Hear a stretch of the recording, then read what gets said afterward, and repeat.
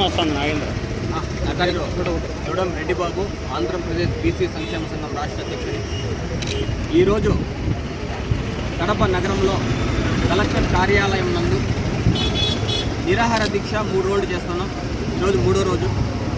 ఈ నిరాహార దీక్షకు ముఖ్య ఉద్దేశం విద్యా హక్కు చట్టాన్ని అమలు చేయాలని, అధిక ఫీజులను నియంత్రించాలని, ఏ స్కూల్లో కూడా విద్యను వ్యాపారంగా చేయకూడదని, ఒకవేళ చేసిన వారు వాళ్ళ గుర్తింపును రద్దు చేయాలని ప్రధాన డిమాండ్లుగా నిరాహార దీక్ష చేస్తున్నాం.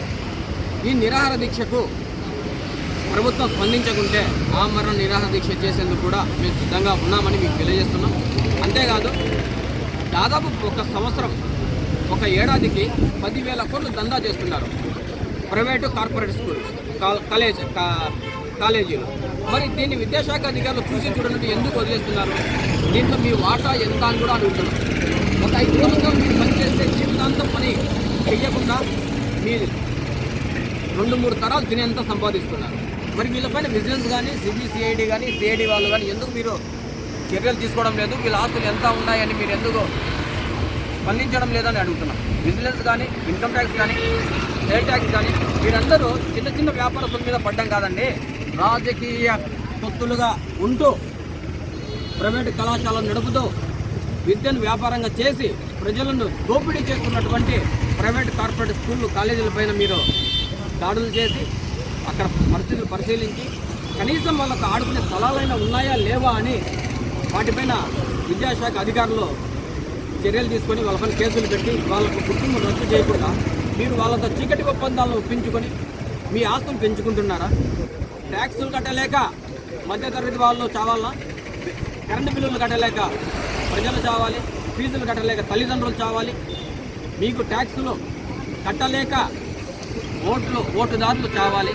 అంతేగాని ఎమ్మెల్యేలు కానీ, ఎంపీలు కానీ, సీఎంలు కానీ మేము అప్పులు అయ్యాయి అని ఏ ఒక్కరు కూడా ఈ చరిత్రలో ఆత్మహత్యలు చేసే చరిత్ర పాపన పోలేదు. ఉద్యోగాలు రాక యువకులు, నిరుద్యోగులు ఆత్మహత్యలు చేసుకుంటున్నారు. ఇంత లక్షలు ఖర్చు పెట్టి మేము చదివి పట్టాలు తీసుకొని దాదాపు 30 లక్షల మంది సంవత్సరానికి బయటకు వస్తున్నారు. మరి ఎవరికే కానీ ఉద్యోగాలు లేవు, ఉపాధి లేదు. మరి ఈ చదువులు దేనికి? ఇన్ని లక్షల రూపాయలు ఖర్చు పెట్టి మేము ఎందుకు చదవాలి? ప్రైవేట్ పబ్లిషర్తో కుంభక్కై ప్రైవేట్ కార్పొరేట్ కళాశాలలు బుక్స్ అధిక ఫీజులు వసూలు చేస్తూ అధిక రేట్లకు బుక్స్ అమ్ముతూ ప్రైవేటు కార్పొరేటు గవర్నమెంట్ ఆదేశించినటువంటి ప్రింట్ చేసినటువంటి బుక్స్ని చదవాలి, పాటించాలి, వాటిని అమలు చేయాలి. అవి అమలు చేయకుండా మీ సొంతంగా పెట్టుకొని 10,000 రూపాయలు దాదాపు వసూలు చేస్తున్నారు పాఠ్య పుస్తకాలకి, యూనిఫామ్ కాకుండా. మరి ఫీజులు వసూలు చేస్తారు, యూనిఫామ్లు డబ్బులు వసూలు చేస్తారు, బుక్స్లు వసూలు చేస్తారు. మరి మేము చదవాలన్నా వద్దా? విద్యను ఉచితంగా అందియాలని గవర్నమెంట్ ఎంతో ప్రయత్నం చేస్తుంది. మరి ప్రైవేటు పైన, కళాశాల పైన, కార్పొరేట్ పైన మీరు ఎందుకు చర్యలు తీసుకోవడం లేదని విద్యాశాఖ అధికారులు మేము నిలదీస్తున్నాం.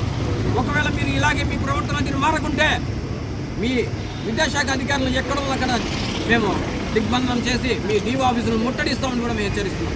అంతేకాదు, డిఓ రిమూవ్ ఫర్ ది సర్వీస్గా మేము గవర్నమెంట్ అనౌన్స్మెంట్ కూడా చేయాలి.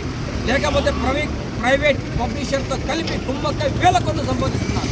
ప్రైవేటుకు లాస్, అట్లా గవర్నమెంట్కు లాస్, ప్లస్ మాకు ఎవరికి విద్యార్థుల తల్లిదండ్రులకు జలగల్లాగా పట్టి పీడిస్తున్న ఈ విద్యా వ్యాపార వ్యవస్థనే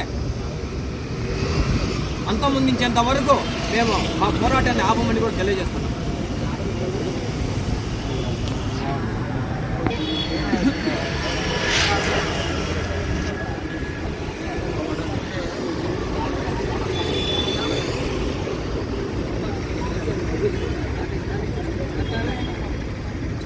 ఈరోజు కడప కలెక్టరేట్ కార్యాలయం ఎదుట బీసీ సంక్షేమ సంఘం ఆధ్వర్యంలో విద్యా హక్కు చట్టాన్ని అమలు